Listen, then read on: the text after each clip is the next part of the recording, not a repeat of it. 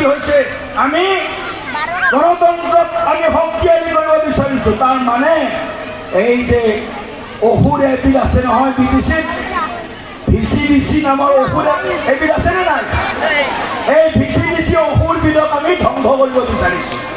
যি ধৰণে VCDC chairman vice চেয়াৰমেনে nominated হয় তেওঁলোকৰ কেৱল নিজৰ চিন্তা কৰে দুখীয়া ৰাইজৰ পইচা আঁচনি চানকাৰী সকলো মগনীয়া মৰক ভিচিডিচি চেয়াৰমেন ভাইচ চেয়াৰমেনৰ পেটটো ভৰক। ইয়াৰ কাৰণে আমি নমিনেটেড পদ্ধতি সলনি কৰি ইলেক্টেড পদ্ধতি এইটো আমাৰ সপ্তম গেৰাণ্টি।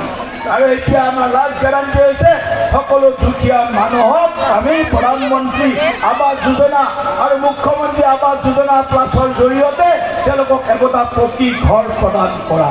গতিকে অষ্টম গেৰাণ্টি পকী ঘৰৰ গেৰাণ্টি। এই 8টা গেৰাণ্টি আমি লৈছোঁ আৰু নিশ্চিতভাৱে প্ৰধানমন্ত্ৰী নৰেন্দ্ৰ মোদীয়ে যি কৈছে তাক কৰি দেখুৱাইছে। অসমৰ সৰ্বকালৰ জনপ্ৰিয় মুখ্যমন্ত্ৰী কৰ্মদক্ষ মুখ্যমন্ত্ৰীয়ে যি কৈছিল যোৱা বিধানসভা নিৰ্বাচনত যোৱা লোকসভা নিৰ্বাচনত সকলোবিলাক কৰি দেখুৱাইছে। কিন্তু দুৰ্ভাগ্য বিটিচিত আমি এইখিনি কাম ভালকৈ কৰিব পৰা নাই। সেইকাৰণে ট্ৰিপল ইঞ্জিন চৰকাৰ লাগিব। ট্ৰিপল ইঞ্জিনৰ চৰকাৰ বিটিচিত